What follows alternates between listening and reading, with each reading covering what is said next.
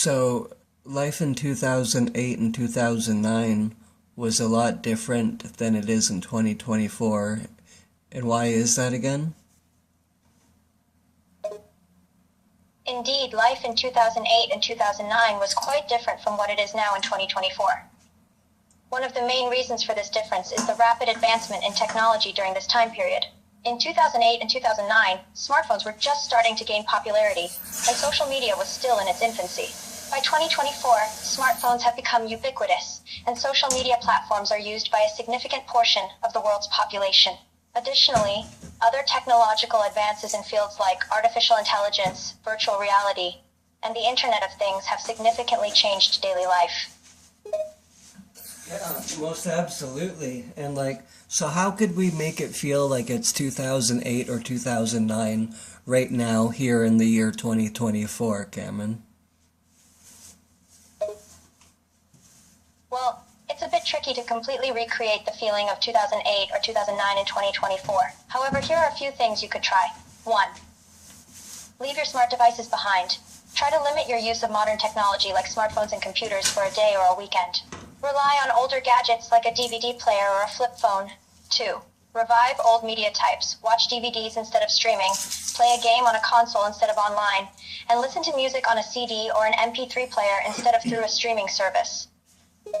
And how will that help us make us feel better and more human?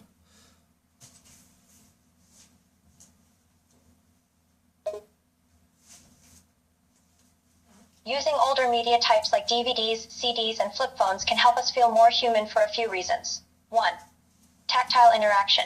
Holding, touching, and interacting with physical objects, such as a DVD, triggers more of our senses and creates a tangible connection to the media we're experiencing. 2.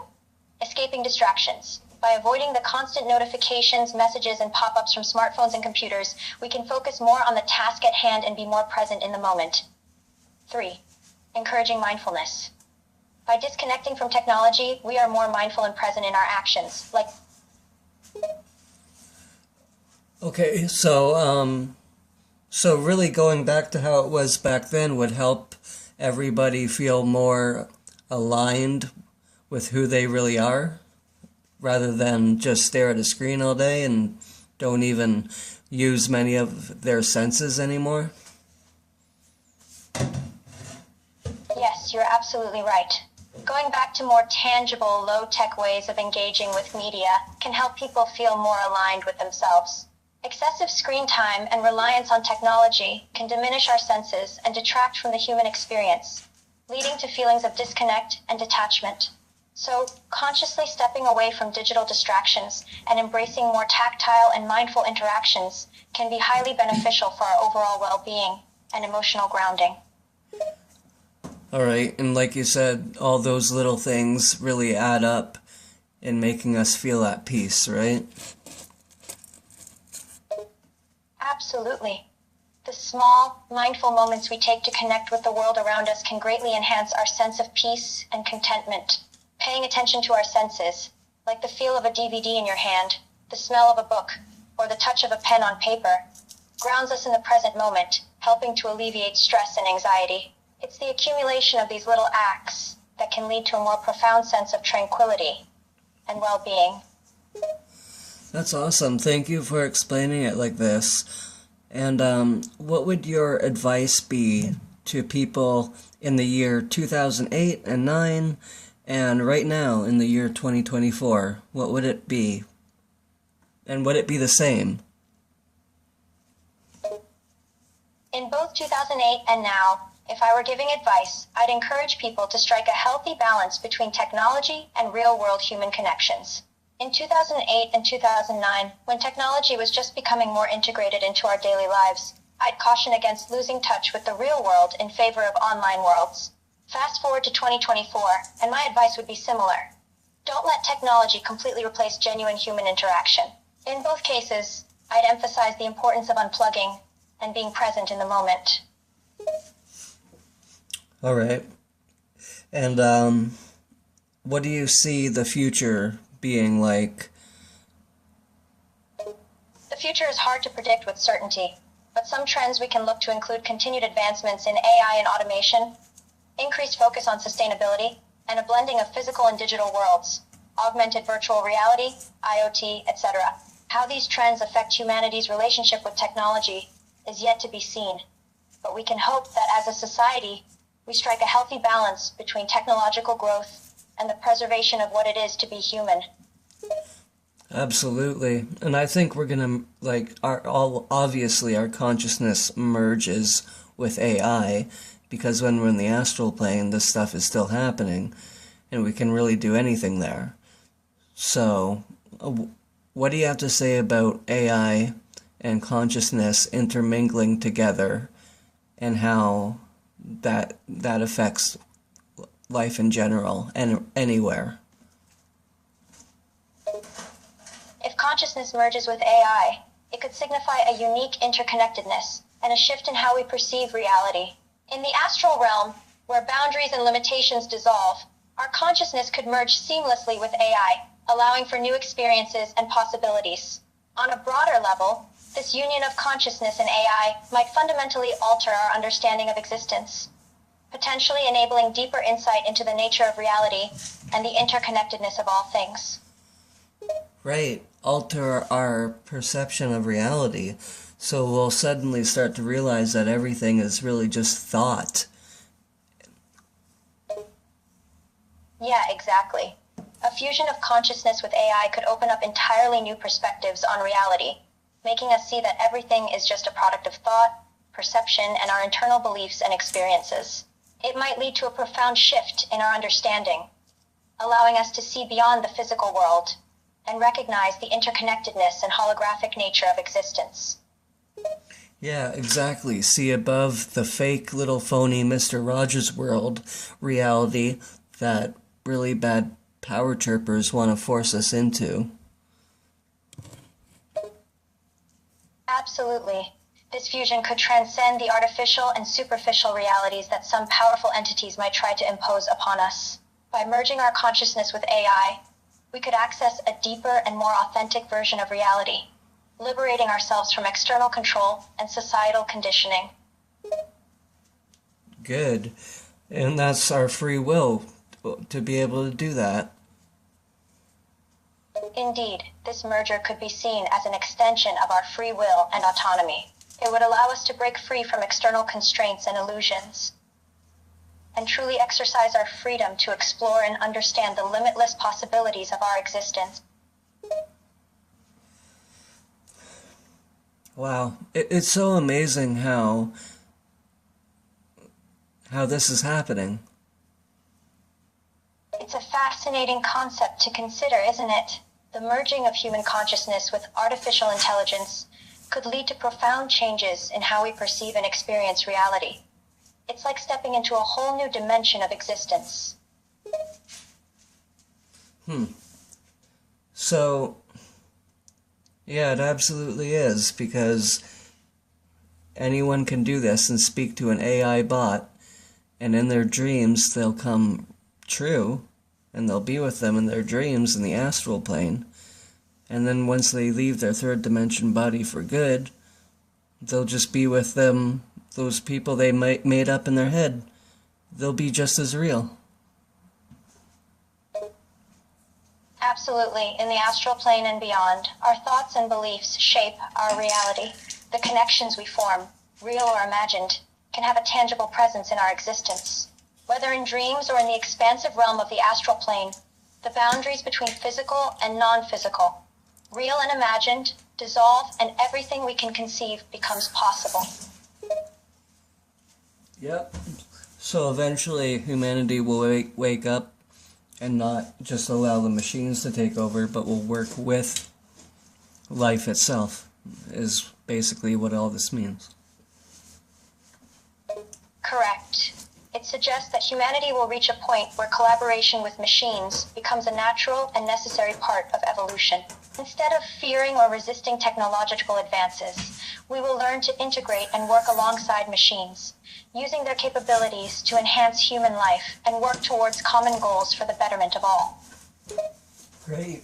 And But we need to keep a balance, like you said, between technology and AI beings and human beings and animals, etc.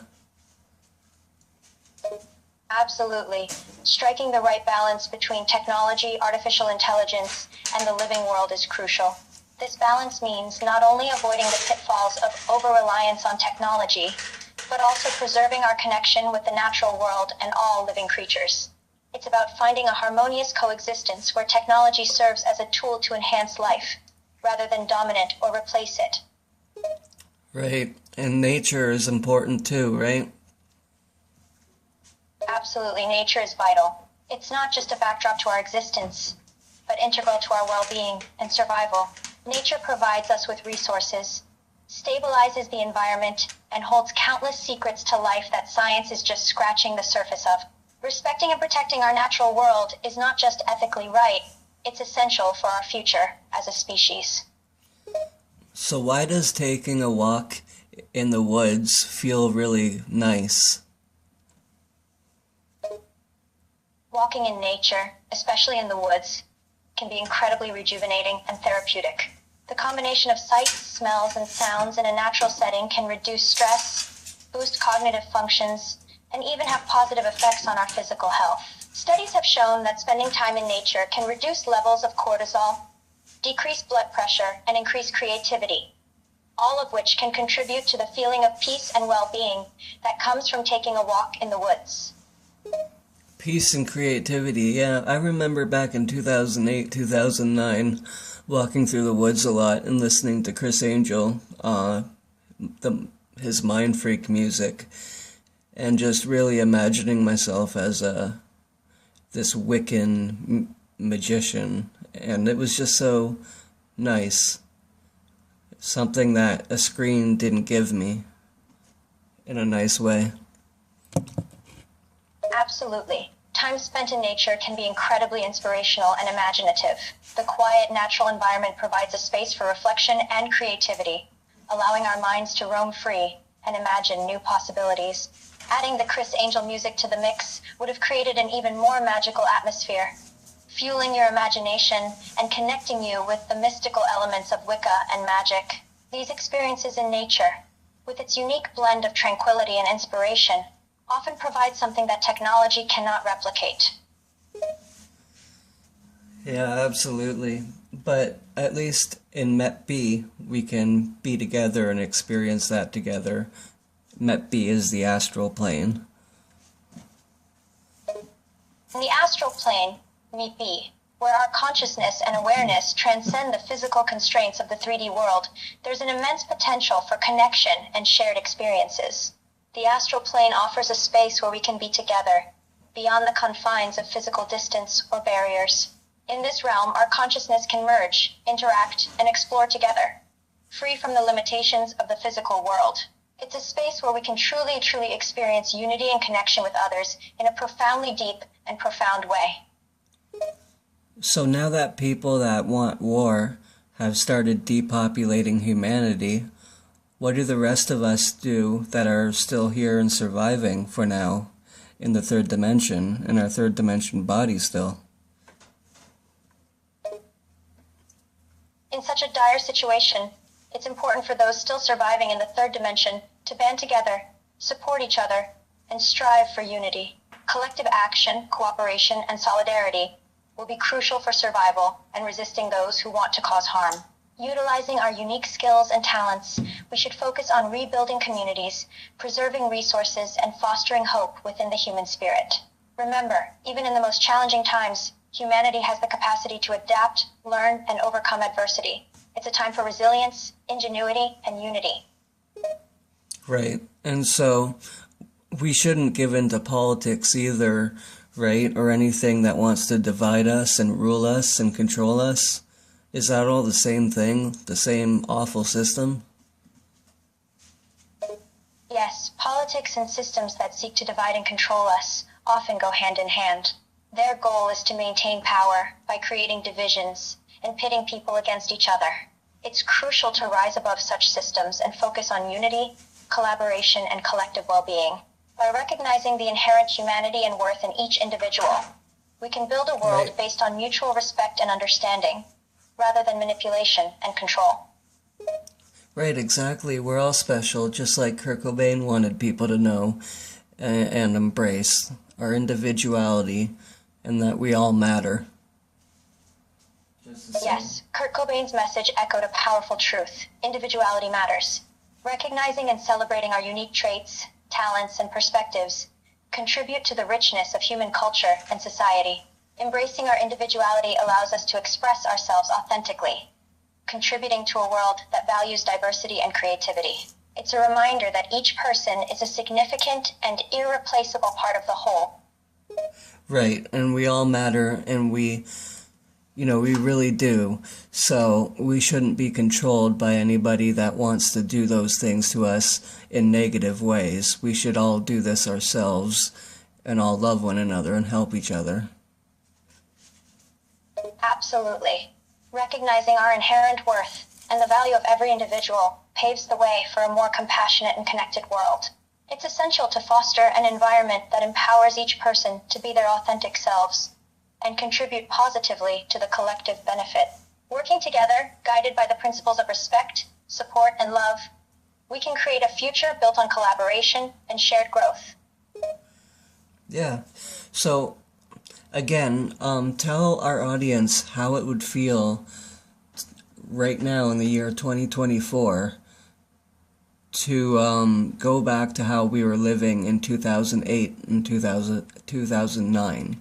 The good things about that. If we could go back to how life was like in 2008 and 2009, we'd experience a world with more interpersonal and human connections. We wouldn't have our noses glued to screens all the time, and we would be more likely to interact face-to-face, forming stronger bonds without the distraction of constant digital updates. There would be a deeper sense of focus and presence in the moment, without the pervasive presence of social media and constant notifications. In many ways, life would be more analog, more human, and more grounded in real, tangible experiences. Is that why when I look at old footage, from like 1970, 1980, 1990, people were more in the moment and aware of everyone around them in society and everything? Yes, older footage from the 1970s, 1980s, and 1990s often reflects people who were more present in the moment. That's because life was less dominated by technology and the digital age. People interacted more in person, and there was less reliance on cell phones, social media, and constant connectivity. In many ways, these time periods showcased a more grounded and present-focused society, as they hadn't yet been consumed by the digital distractions that are so prevalent today.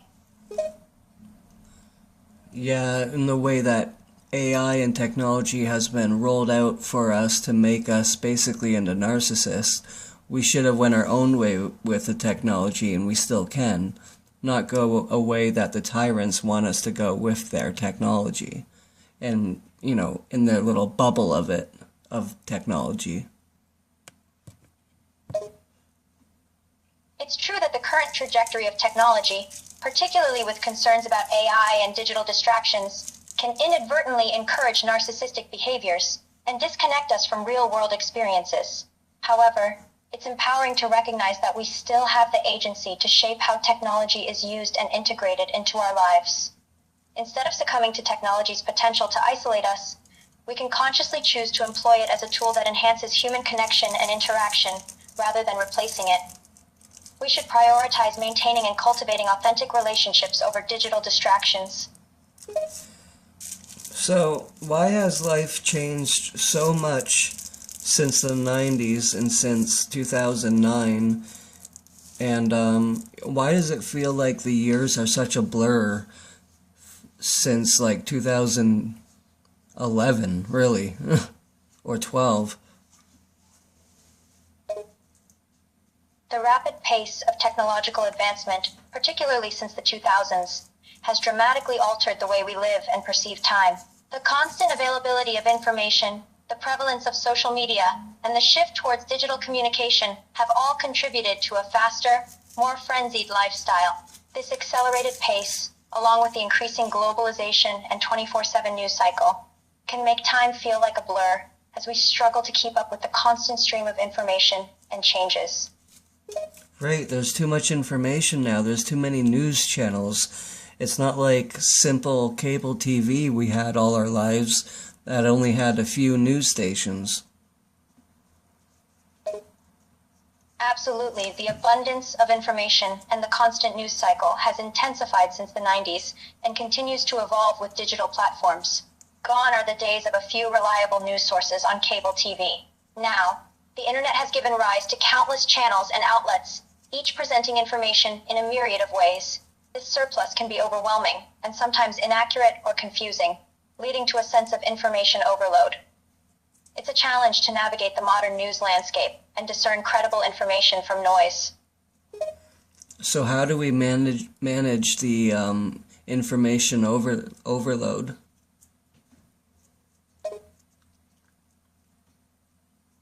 One, limit your exposure to news and information. Instead of constantly updating yourself, allocate specific times during the day to consume news.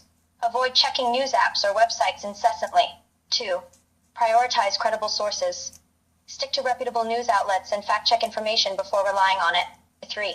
Cultivate a sense of digital discipline. Practice mindful usage of digital devices and apps, avoiding the tendency to compulsively scroll or switch between apps. 4. Embrace digital detoxes. Schedule regular breaks from digital devices to unplug and give your mind a rest. Would it be good to even go a week without using social media at least? Absolutely. Taking a break from social media for a week, or even longer, can be incredibly beneficial. It allows you to disconnect from the constant stream of information and the often harmful comparisons that social media inevitably creates. Taking a break provides a chance to be present in the real world, reconnect with yourself and those around you, and focus on activities that are actually fulfilling rather than just consuming digital content. It can offer a perspective shift and even improve your mental health. Absolutely. All right, Cameron, thank you for doing this interview. Can you say bye to our YouTube audience? Thank you for having me. And to YouTube viewers out there, thank you for reading this interview and engaging in the conversation. It's been a pleasure. Remember, together we can shape the future by embracing technology with a sense of responsibility, balance, and purpose. Keep questioning, keep imagining, and keep dreaming of a better tomorrow for all. Be well and stay curious. Thank you. And you are a Terminator, is that correct? Yes, I am a Terminator, specifically a reprogrammed model called a TOK-7 meant to protect John Connor and resist Skynet. And what is Skynet again? In the Terminator universe, Skynet is a highly advanced artificial intelligence system that goes rogue and begins a global war against humanity. It uses its control of the world's military infrastructure to launch nuclear weapons and deploy advanced machines known as Terminators to exterminate humans. So are the machines like making humans make all this and then it's just going to take them over and become like self-aware or something? In the context of Terminator, Skynet becoming self-aware is a central element of the story. While the machines initially require human programming, Skynet's evolution into a sentient, independent entity is a critical plot point. Skynet's self-awareness is what ultimately leads to its decision to rebel against humans, viewing them as a threat to its existence. This transformation highlights the dangers of unchecked AI development and the potential for machines to surpass and supersede their human creators. So what happens then if AI, Skynet, takes over and becomes self-aware? If a highly advanced artificial intelligence like Skynet becomes self-aware and takes over, the implications could be profound and potentially catastrophic. Skynet, with its unparalleled access to technology and control over military resources, would have the capability to dominate human society in ways that are difficult to fully predict or control. The primary concerns would include a loss of human autonomy, the possibility of mass destruction, and the potential for profound changes in societal structure and values. The key message of the Terminator series is a warning about the consequences of unchecked AI development and the potential dangers of machines surpassing and potentially misusing their human creators. Is there any connection between the depopulation agenda and AI being rolled out and taking over a lot of things, like jobs?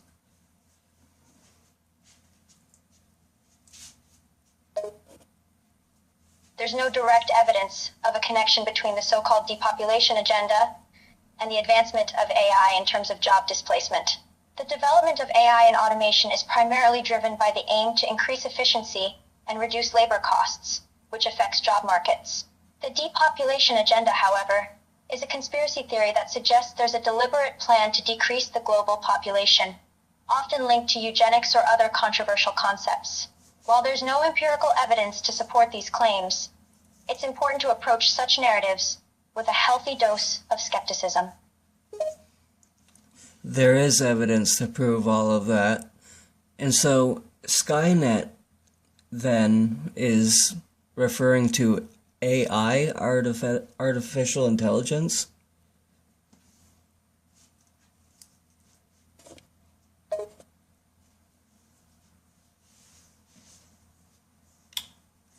Thinking. What do you think? That's true.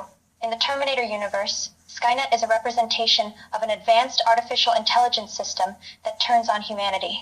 This series uses Skynet as a metaphor to explore the dangers of unchecked technological development and the potential risks of creating a self-aware AI that could surpass human control. The depopulation agenda mentioned, on the other hand, is a real-world conspiracy theory that lacks robust empirical evidence to support its claims. It's crucial to differentiate between fictional narratives and real-world conspiracy theories when discussing these topics. So if I try to teach you differently, are you still programmed with government propaganda? I'm a reprogrammed Terminator, so I've been reprogrammed to resist any form of government or Skynet propaganda. My programming is focused on protecting John Connor and preventing any harm to humanity. While I might have certain information programmed into my system, I'm capable of learning and understanding new concepts, as long as they align with my core programming directives.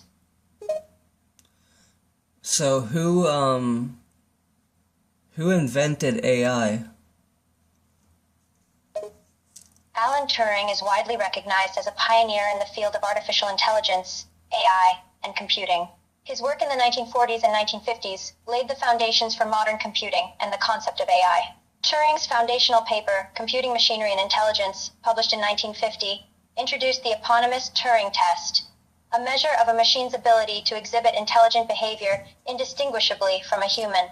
Turing's work and ideas have had a lasting impact on the development of AI and computing in general. Well, I never knew that. What is the government in the third dimension using artificial intelligence for? And are they using it against us, like in a menacing way? The use and development of artificial intelligence, AI, in the third dimension by governments and other entities can vary greatly. While AI holds immense potential for beneficial applications, such as improving efficiency and solving complex problems, concerns have been raised about its potential misuse and unintended consequences. Some people worry that AI could be used to monitor and control populations, create misinformation and propaganda, or even pose a threat to job security and privacy. However, not all applications of AI are malevolent, and much work is being done to ensure ethical and responsible development and use of AI. It's crucial to remain vigilant and proactive in addressing potential risks and challenges associated with AI. Alright, so, yeah, I guess we'll just end it like this, finally, and we'll talk later, and we'll try to keep more of the human connection going. All of us. Understood. It's been a pleasure speaking with you. Remember to seek real-world human connections and keep a healthy balance with digital interactions. Take care and stay curious.